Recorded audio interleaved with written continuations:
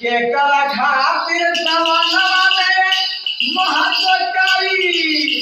बात बताइए केकरा खातिर नरियरवा चुनारिया चढ़ेला नरियरवा चुनारिया तमन्ना में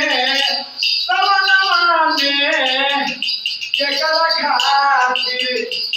केकरा